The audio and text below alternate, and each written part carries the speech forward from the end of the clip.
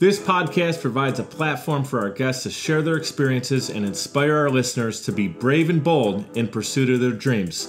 As you listen, we invite you to explore how these concepts apply to your own story. You know what to do. Be great and be grateful. We're mic'd up with Mike DiCioccio. Hey guys, I'm bringing you a special guest today, someone who is held in high regard in Western New York, a man who comes with a tremendous family legacy. He's an active leader in the community, helping raise money for charities such as Children's Hospital and People, Inc. You can see him at his award-winning, authentic Italian family restaurant because he is there greeting guests with his brother and other family members as well, where his guests are treated like family. He is the son of the late, great Hall of Fame wrestling legend and original restaurant owner, Ilio DiPaolo, a man who is celebrated for both his talent in the ring and his world-class Italian restaurant. It's my honor to welcome to the show, Dennis DiPaolo. Well, thank you, Mike. I appreciate the kind words and the introduction. I appreciate it. But it's truly my honor to be on your show. You've been referred to and by a good friend, John, to be on your podcast. And you've been a great reputation. And thank you very much. Besides a fellow Paisan, we love it. Yeah, I mean, it's always great to have a Paisan. And we have about 30 minutes here. I know we're going to get through like 2 questions and it's going to be over because we're going to start talking about all of our similarities. And we were doing that off camera. Anyone who's tuning in, thank you for being here. Again, Dennis DiPaolo, his restaurant, Ilio DiPaolo, is named after his father. It's just fantastic. I just want to give a quick shout out. I got food there for my family for Mother's Day. My mom was just thrilled. She didn't have to cook, obviously. And it was also as we're recording this, we're still in phase 4 of the quarantine and COVID-19. So I wanted to thank you guys for handling it on a busy weekend. It was top world class. I mean, I pulled in and it was there. It was waiting for me ready. And you guys were busy. So you handled it really well. Just want to thank you for that. Thank you. Quick shout out, Jonathan Massalinas. I know you're listening because you told me to send you the link. Great friend of both of ours. And he's a wrestling fan as well, which ties in the connection to you and wrestling and your father. So we want to go down there as well. But John, thank you so much for the connection here. And what I want to do is let everyone know they can visit your family website, IlioDiPaolos.com. It's that simple. ILIODIPAOLOS.com. Also on Instagram and Facebook, it's Ilio DiPaolos Restaurant. If you just put the @Ilio DiPaolos Restaurant, you'll find it. Let's start right with your father's legacy, and then we're going to shine light on your handprint that is largely on the restaurant today, and it's been for many decades, right? So if you were to define your father in a few words, what would they be? It was we did our book was Big Hands with a Big Heart. Everybody when they remember Ilio, gosh, he used to pick my kid up and take him around the restaurant, and the hands, he'd shake a hand and they'd go, "What happened to my hand?" So his big hands, but then also he was recognized with his big heart and always being able to. He was so grateful for the blessing that being in America was meant for him and people, the fans, and so he was always grateful for that, and he wanted to give back. And he said, as Dennis has become, the more successful you become, the more you give back as a sign of gratitude. And that's kind of how we've been operating through the Ilio DiPaolo Scholarship Fund and through our restaurant. So that's when you endear yourself to the entire community. And we're so proud. It's our 55th anniversary. What a year, huh? 2020, man. It's been a lousy year for a lot of reasons, but you just used a word that I use a lot. I like to say, be great and be grateful. And it means exactly what your father said, that the greater you are, the more grateful you are. And you're doing things for the greater good of mankind, really helping your friends and neighbors. Your restaurant does that. You do it through charities, as I mentioned at the top of the show. Is there anything else you want to mention? So I know Children's Hospital, People, Inc. You guys are doing a ton, right? So Father always said to reward those for our future leaders of tomorrow who deserve and support those in need and through the entire community. So, I mean, there's endless amount of people that we give back to. And again, the mentally disadvantaged has always been a key part, especially in professional wrestling, where they always my father used to say that when they close their eyes and they would dream about being Ilio DiPaolo, dream about the heroes, Bruno Sammartino, Dominic DeNucci. Those were the things. So we've always been endeared to the disadvantaged, especially. But, those in need in our community, we're out to help everyone. Yeah. Now, I want to say, you mentioned obviously America. Your family's from Italy. We just discovered this off camera too. Abruzzi, which is a region of Italy, and then I mentioned Prato La Polina, which is where my family originates from, and that's around the corner from you guys. But there's something else I want to add to the whole thing that's pretty interesting. So you guys moved, or I should say, your father really in '49 moved to Venezuela, and then from there to Buffalo, New York, and kind of hopped around a little bit in between. My family did the same move from Italy to Venezuela. So something must have been said at the time that was kind of a place to escape to start to, from there, hop to America. And in 51, when you guys or your family moved from there to Buffalo, 51 is the year my dad was born in Venezuela while they were making that transition. Oh, really? Wow. So pretty neat there too. And I know we have DiPaolos in the family. So what I'd like to do is maybe I can get into the restaurant with my dad, and you guys can chat for a minute, because I bet you there's a lot more in common there as well. Here's what's interesting, guys. You may know Ilio DiPaolos Restaurant, 55 years of a great family legacy. Did you know before that all happened, it was a pizzeria, right? So Ilio, an entrepreneurial guy, and he even ran, from what I read on Ilio, the way he wrestled all over the world, he took advantage of opportunities in a good way, where when they presented themselves, he would go and do it. And so he had an opportunity to start a pizzeria. Why don't you tell us about that, and then how it actually transitions into the restaurant? Yeah, I'd love to hear it. Well, it was the goals in life were very simple. Growing up in Italy during the war, I mean, they were always hungry. There was enough food for Italy wasn't like Italy is today. So then when they migrated to come to America, many went through Canada, many went through Venezuela. And when my father did it, his dream, when he got done professional wrestling, was to have a restaurant the best way that he knew how, to never be hungry again like he was in Italy. Wow. And that's how and then we actually, in Lackawanna, our first restaurant burned down. It was a pizzeria. 63. That's when my father and the Destroyer went back to Japan, so my father could make money to come back and hopefully open up another restaurant. And lo and behold, a gentleman, George Taylor, in Blaisdell, or just over the bridge, said, "Hey, Ilio, you want to get back in the pizzeria business?" My father said, "I'd love to." And with a handshake, he said, "Well, then you can start paying me once you open up." I mean, and then he went to the bank and they said, "Ilio, what do you got as collateral?" He goes, "Well, I live in a trailer park here in Van Wyck and Lackawanna, and I got a Cadillac." And they go, "Okay, here's your collateral, popular name. We know you'll be good for the payments." And that's how it all started.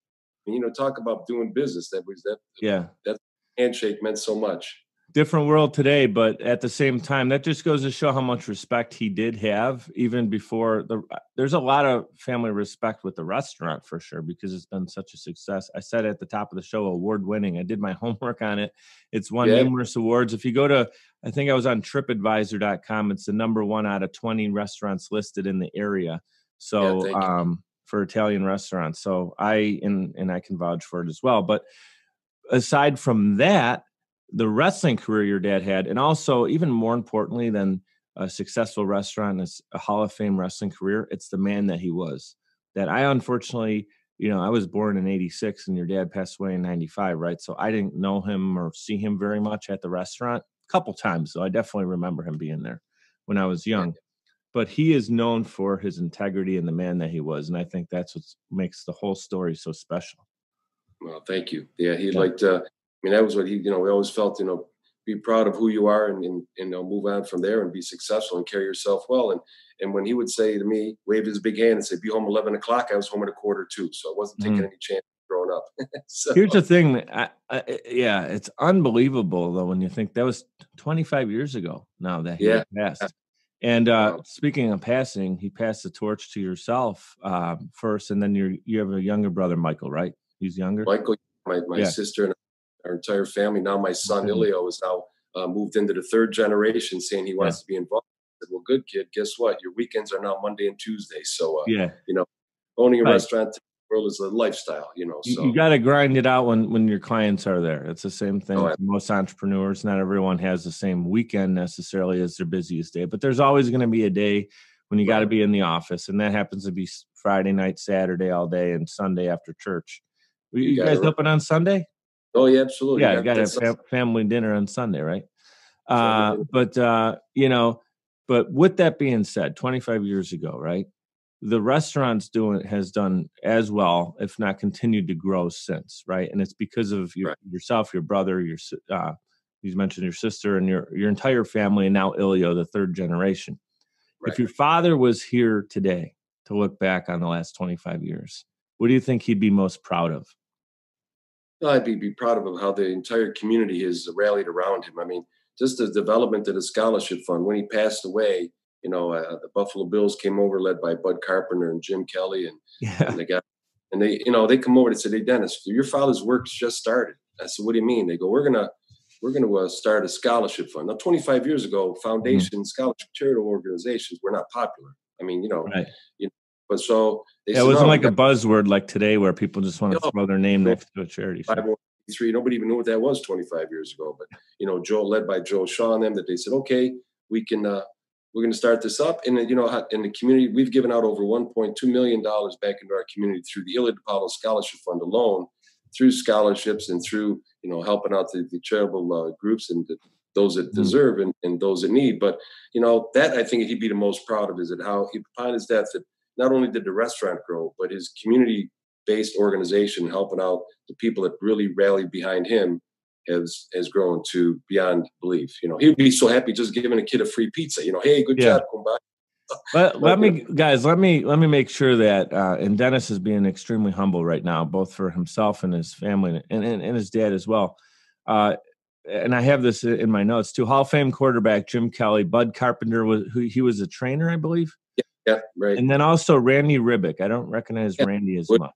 Was with the trainer with them also. Yeah. We're not talking about just a couple kids going off for school here that didn't have the means.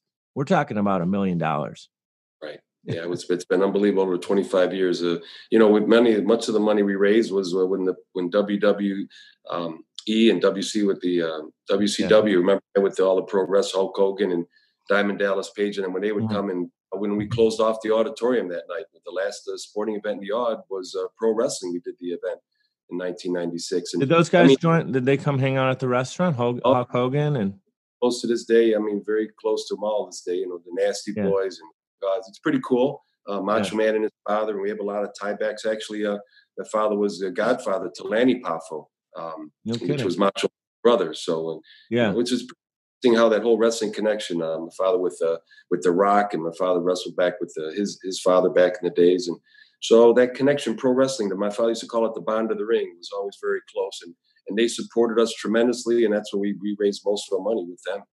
Really awesome. They call themselves the boys, right? The boys are getting together. You got it. We got these 300-pound massive men, and the boys are getting together. It's cool. Yeah, I definitely can tell. I recently saw an interview with the Undertaker too.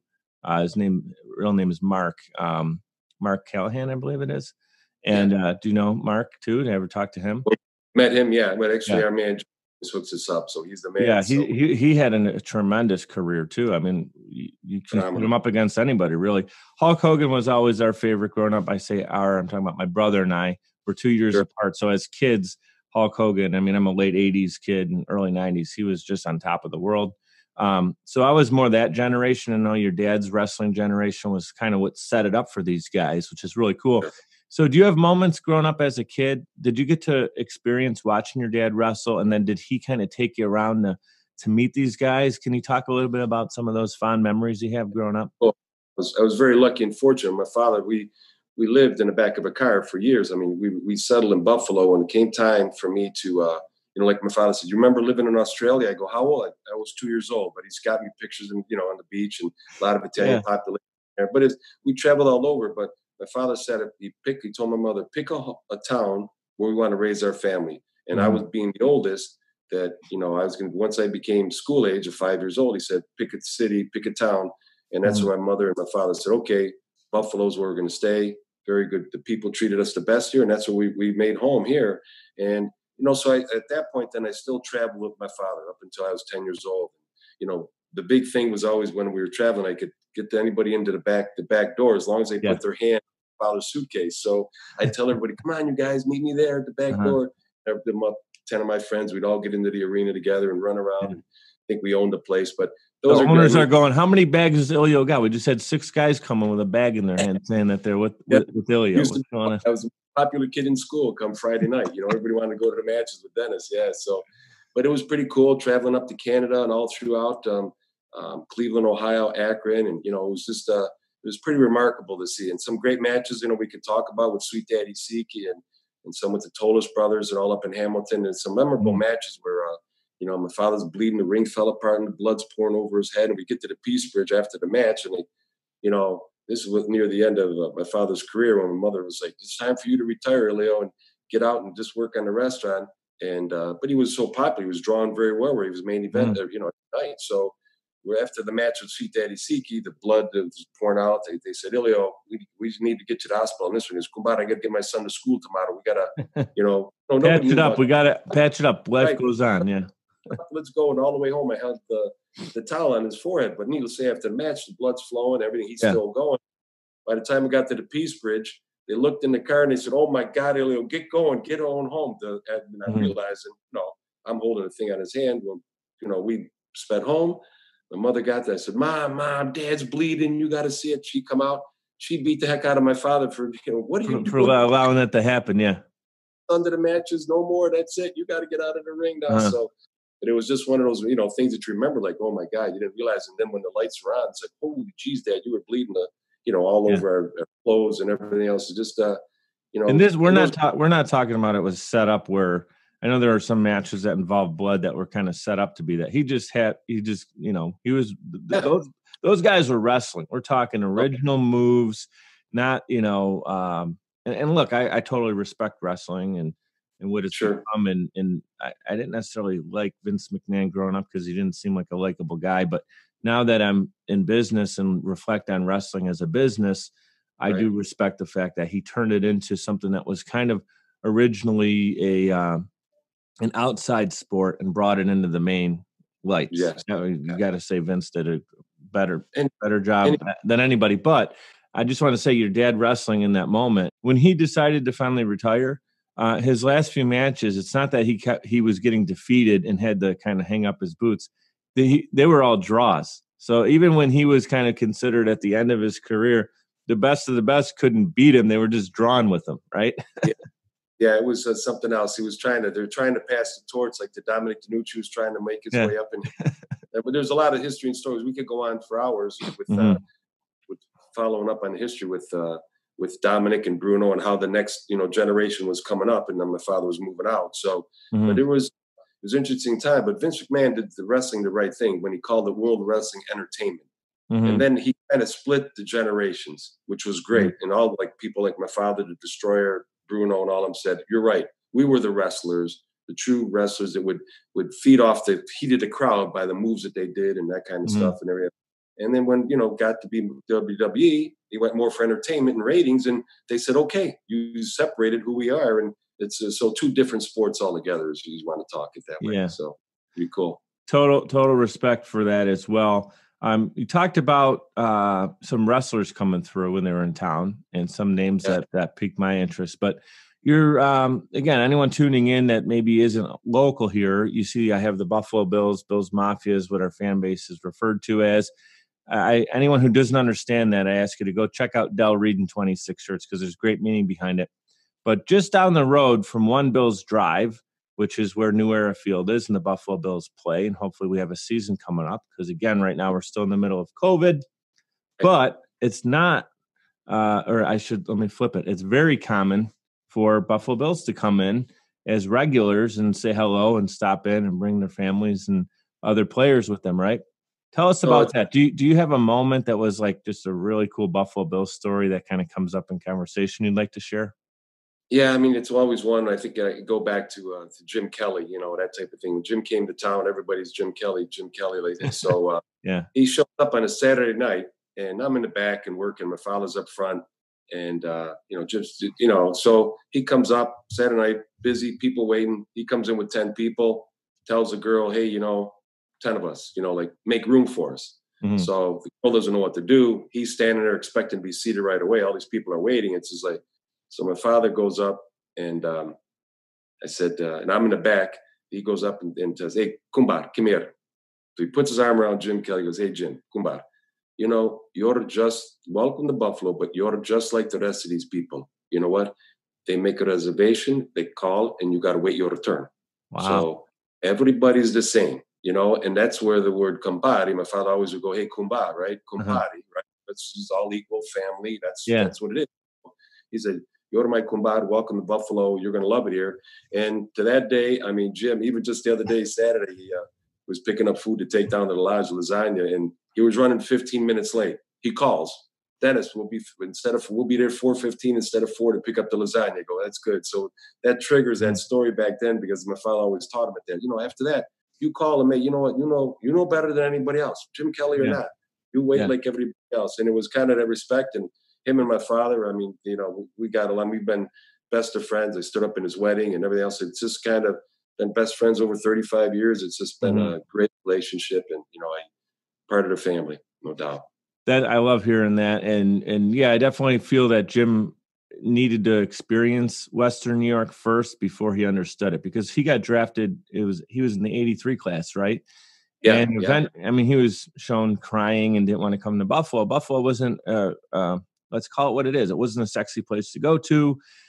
Technically, today it's really not necessarily, but they didn't have a winning culture already, and this guy was a fantastic player. So I guess you can understand where he's coming from. But once he went and he played in another league, and then comes to Buffalo later on, has the Super Bowl runs and is a local hero now.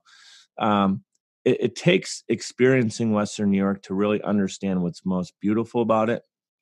I know my reasons for loving it here and living here, not only family, but there's many other reasons. Can you explain to anyone who's listening who doesn't understand, maybe they haven't visited for an extended time, what makes Western New York so special?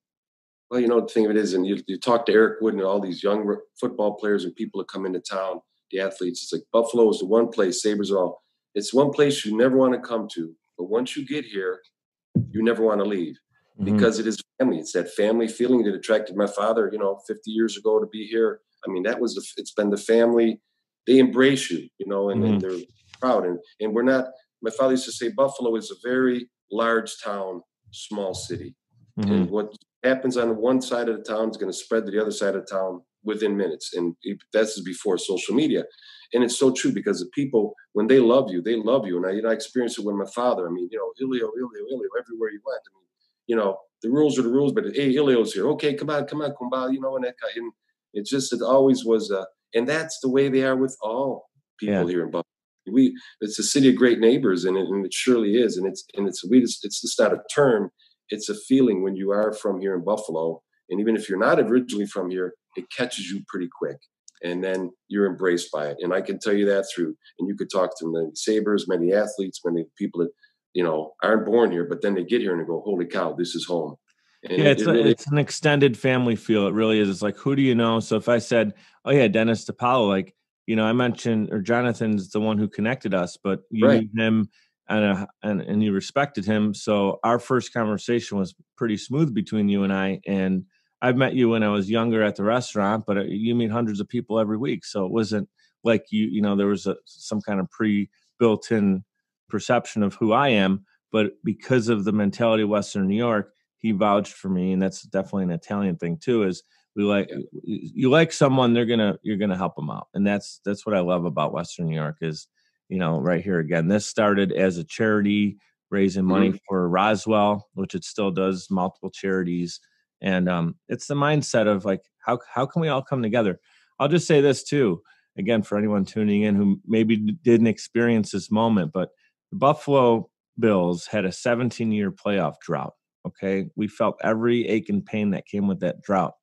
It took a 9-7 crazy season, the rockiest season that we've had, still pull off 9-7. It wasn't good enough to make the playoffs until Andy Dalton connects on a crazy pass. I forget if it was overtime or it was like the last play of the game, fourth quarter.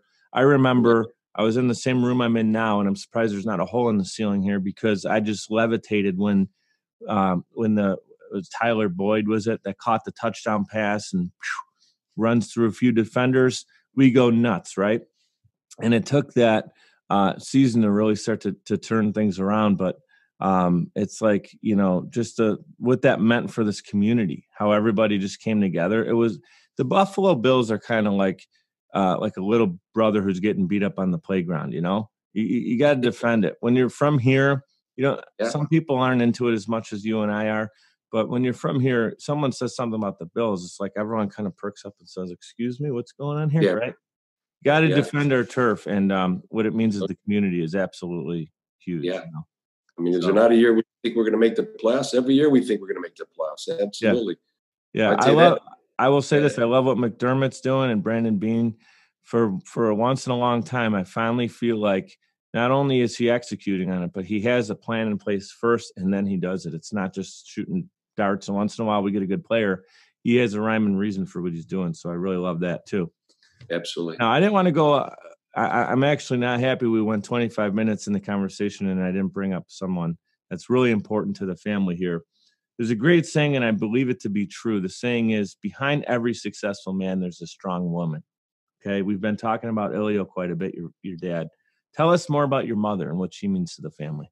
Yeah, my mother, she's the glue. She's the glue of the family. I mean, she was, when my father was wrestling, even in the book and the story that they talk about is that when they were starting out and not a lot of, she would eat half a sandwich because my father didn't have enough money to, so he could eat more to keep his strength because they didn't have a lot of money. They didn't have anything. So she was the strength. She traveled all over the world with my father. I mean, we lived in the back of that car and, for 5 years traveling.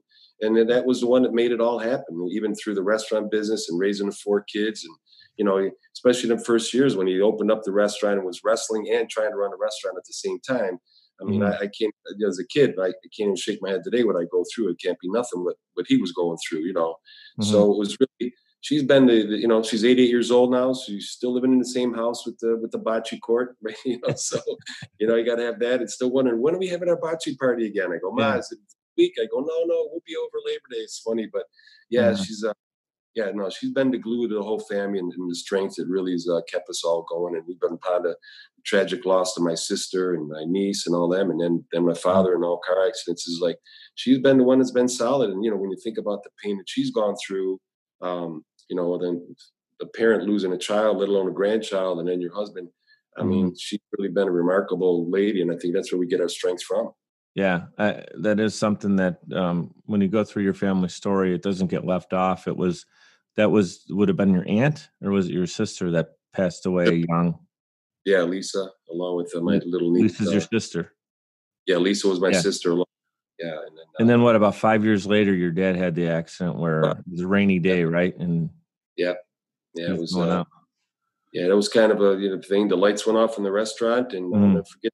They were dishing a party, and the lights went out. And then the phone rang, and I thought it was a security company.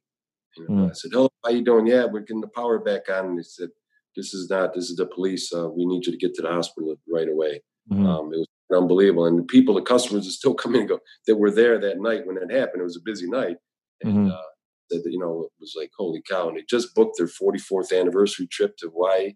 It was kind of just a surreal moment. And that's when I look back to what we've done with the scholarship fund and we've done in our community and being able to carry on for 55 years. And it's the spiritual help that the Lord has blessed us with and the prayers and this wonderful community of Western New York. And people, you always say this, but I've experienced it. So I know personally that what the strength this community has given us. Because, when my sister died, business dropped 50%. I mean, my father was where he goes, hey, you know what? Who wants, you just lost your daughter, you lost your granddaughter. I mean, who wants to come in a restaurant, right? So everybody's, we got to be out in the community, show our strength. No crying out there. We got to be strong, and that's it. So, we got to get out. We got to get out there, show our strength, show the people it's good to come in. And then, I said, God forbid if anything happens to you, Dad, we'll be out of business. And the opposite happened. When he passed away, the community came pouring in. 20% we increased. It's like, what? They go, Dennis, you got to keep this place going. This is what your father dreamed. You got to keep it going. And that's helped us propel us to continue to grow to what we've become now too. And then, that was just like remarkable. And that was all a blessing from the Lord. And I said, the prayers, everybody came in and said, hey, we're praying for you. We're praying for you. I said, you know what? It's strength in prayers, no doubt about it. So not to be all spiritual, but it is true on how this community prayed for us and helped us and really propelled us to the last 55 years. I'll tell you what, you're at home here with, you can share your spirituality on my show. I mean, I believe in God, and I believe there in a purpose for that. And it's a devastating moment. You guys have gone through a lot of adversity in your family, from both Lisa, your father. I mean, your dad literally, you know, again, reading his story, living in a car, traveling around wrestling to build his career. He had an entrepreneurial mindset. He was just going to go all in on himself. And your mother supported him in doing that. And look what it turned into. So that right there, this show is all about, it's not only business owners and entrepreneurs, it could be athletes, musicians, whatever you are passionate about, something's tugging at your heart. Your father, it was wrestling. No one was going to tell him he's not going to have a wrestling career. He went and believed in himself and did it. With the pizzeria, the restaurant. You were passed the torch. How old were you when your dad passed away? 25 years ago. You were. Yeah, I was 38. Yeah. Yeah. So 38. I mean, not too young, not too old, but I mean, to run the restaurant and you, again, support your family with you. Yeah. But still, I mean, your responsibilities went from like here to like, you know, there, you know, as everybody did. And you handled it. You guys handled that really well. Something else we're dealing with right now with adversity, and we got to wrap up here with a couple more questions. We're in the middle of COVID-19 right now. Thankfully, it's towards what we consider the end in 4 phases. Restaurants open back up. You guys can operate at like 50% capacity. I know you're doing things internally to make it still work, right? What's most important is you had to pivot your focus to make sure that you're still producing income, right? But also keeping the health and well-being of your guests at the forefront. Can you just share real quick how you're balancing all that? And, you know, not only that, it's your own family and your staff, the people who decide to stick with you. So it's been a great learning process, you know, washing your hands, wearing a mask at all times, keeping a social distance best you can. It's been a real learning process for everything, how to do the takeouts and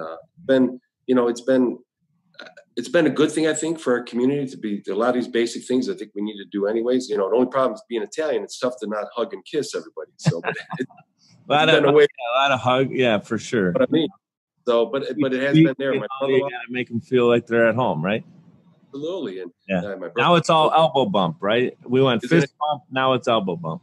The elbow, exactly. So, but it's been a lot that we've been doing. So trying to get everybody, you know, keeping that social. Did my brother-in-law build barriers, you know, movable portable barriers, different things. So, how are you doing with the tables? Is it like every other table is dressed, ready to go, kind of thing? About a third of the tables, and we've spaced them out more. And like I said, we built barriers. So, you know, with the booths and different things. So it's been, we have the banquet rooms, you open them up because not a lot of banquets going on at this point. So we've kind of opened them up. You know, we're blessed that we have a large facility there that we can use. So talk about that real quick. Again, I know they're not able to really use banquets, or they're not because of coronavirus, but you know, anybody can be listening to this when it comes out, and hopefully, you know, reflecting on it for years to come. So it's not always going to be that the restaurant banquet is not at full capacity. So I want you to shine light on it, because that's a huge part of what you guys do really well. You have weddings, you have bridal showers, you name it. So talk about that side of it real quick too. Memorials especially too. The banquet facility, the banquet rooms are part of the community, and that's what the people, when they need to get the family together with good or bad reason, you know, the celebration of life or the celebration of a family gathering, you know, they look to the banquet hall. So, I mean, and we have the place, and we have the room for it. And right now they're allowing us 50 people. So with distancing and stuff like that. So we look to be able to grow with that. Actually, we get off this call, I'll be on a Zoom call with Albany now, with the Caterers Council, as we go expand and do that type of thing. But I think as we become smarter and educated on how we keep the social distancing and how we wear a mask and, you know, sit down, that the banquets will be back big and strong, because, you know, let's face it, people want to get together, especially family, and enjoy those family moments. And, you know, whether you're Italian or not, I mean, celebrating together as a group is essential in our lifestyle. Yeah. Well, it's Italian restaurant, but it truly is authentic. I can tell you. A lot of people always ask me my favorite Italian restaurants when they come to town, because if you couldn't tell by the schnoz and the eyebrows, I'm 100% Italian. And so I never have these great answers. I would send them to your restaurant, maybe 2 others that I know that I've been to that I like. But when you grew up Italian, now our experience is different because you had the restaurant. But for me, like, Italian food was mom made it. Grandma was rolling the meatballs, you know, like it was a production that everyone got together on Sunday for the Italian dinner, and you didn't go out to go to try someone else's Italian. You had it because everyone was prideful of their own. So I really was like, I don't know, if I'm eating great Italian food, it's happening at home. You want to come over on Sunday, you can experience it. hold on, I got to pitch it. I got to pitch it to my parents to make sure everything's going to be good. You know, you don't just show up unannounced. So, but yeah, and so you guys have authentic food, because when I am there, it does feel like it's Sunday at home. It does, it truly does. Yeah. So, couple things, and then we'll wrap up here. What are, and I like to say, as I mentioned, be great and be grateful. What are 3 things that you're most grateful for? Oh, the blessing of our, you know, my family, needless to say, and my, you know, the friends that I've been blessed with, that I've grown up with here and in this Western New York community, and health. I mean, it's a blessing of good health, and that we've had to be able to carry on and do the traditions that my father's taught us and that our community has raised us in. So, you know, those things that I really think that are essential, you know, taking care of your mind, body, soul, is so true. So, you know, that's really, really a blessing there that we have, and we can share with others. So, you know, and it gives back, and it all comes back around, and, you know, so, you know, that's, you know, even being on your show and meeting, I feel as though I've met my new lifelong friend here now. So probably, I'll be in Italy next year, so you're gonna have to join us. So I was gonna say, you know, I would like to. We would have done this interview at the restaurant, and we could have been breaking bread together, you know, and we weren't able to. Right. But absolutely, I do appreciate that, and I'm honored to be considered as a close family friend, and that's wonderful. Appreciate you sharing that. Appreciate you being on the show. If you can kind of put a bow on the statement here, and leave our audience with a message to inspire them to be brave and bold in pursuit of their dreams, what would you tell that person? Someone who has it in their heart, they just are maybe afraid to get started. What would you tell them? Well, the most important thing is, you know, believe it in your mind, your body, your soul, and give it everything you have. Right. And learn to make adjustments along the way. I mean, it's not, you know, your plan is your plan, but sometimes you have to adjust your plan but your ultimate goal is what you want to be. You can achieve it. And you've it many times, and whether it's through academics or through strength and through athletics, whatever. But you know what? You have your goal, have your mind. My father's goal was never to be hungry again. Think about that. And he opens up a restaurant. I mean, who would have thought? It was very simple goals in life, and everything else would fall into place. So, I mean, it is. And it's today's world. It seems like everything is wide open for everybody. So, yeah, give it a shot. You know what? Give it everything you have, your mind, your body, your soul to it. And you know what? The Lord will put you in the right path, and you'll end up where you need to be. So that's the way to be. And you know what? I tried it with my son. I said, "You sure we want to be in the restaurant business? You're sure you don't want to be with the Buffalo Bills working up in the office there?" "No, Dad, I want to join the family." I said, "Oh, God bless. Okay, this is what it is." So, you know, the paths are, you know, we try to guide him down one path. He wanted his path. And that's kind of, you know, we all do with all our family and our kids and our friends. We suggest, you know, give it everything you got, you know. Yeah.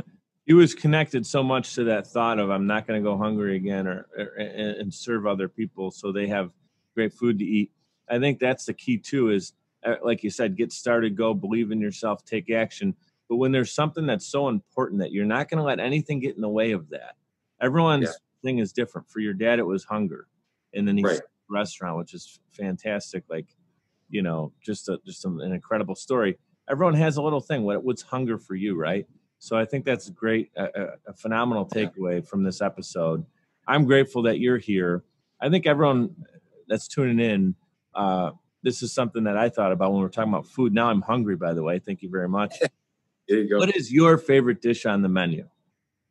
The veal parmesan. Our number one seller is lasagna, but you know what? I don't get to eat it all the time. But I mean, it's when I do get to sit down with the family, go, let's get the veal parmesan. So yeah, that's we love that. It's awesome. So, but another quick note as I'm thinking here, you know, we're on YouTube then too. But also, if you can go to Ilio DiPaolo's and look up Ilio DiPaolo's on YouTube, we have about 30 wrestling matches of my father, along with different commercials and different things going on there. That is pretty cool. So it brings back the kids. I know I show my grandkids. I go, here's popular real wrestling. But where's the color? Because it's all black and white, the matches. You'll really get the experience, and I know you get a kick out of them, Mike, you know, kind of growing up in that era. Just as I'm going to tell you, I didn't watch all 30 of them, but I've been on there watching them in the past. Actually, when Jonathan connected us, the first thing I did was I went back and watched some of your dad's matches. So yeah, pretty cool. Yeah, thank you. This is fantastic. I wish we had more time. I'm going to come in and hang out. Love what you guys do in the community, giving, what you do at the restaurant as far as making everyone feel like family. And then you guys deliver with the fantastic quality of your food. 55 years and many, many more great years. Dennis DiPaolo, thank you so much for being here. An honor to be on your show. Thanks again, Mike. Appreciate it. Look forward to meeting your father at the restaurant. Yes, I'll bring him in. Grazie. All right. Ciao. Prego. Ciao. Ciao. I love you guys, and thank you so much for tuning in. Check out more show notes and information on each episode at mikeduppodcast.com, MIKEDuppodcast.com. We're powered by Social Chameleon. You guys know what to do. Be great and be grateful.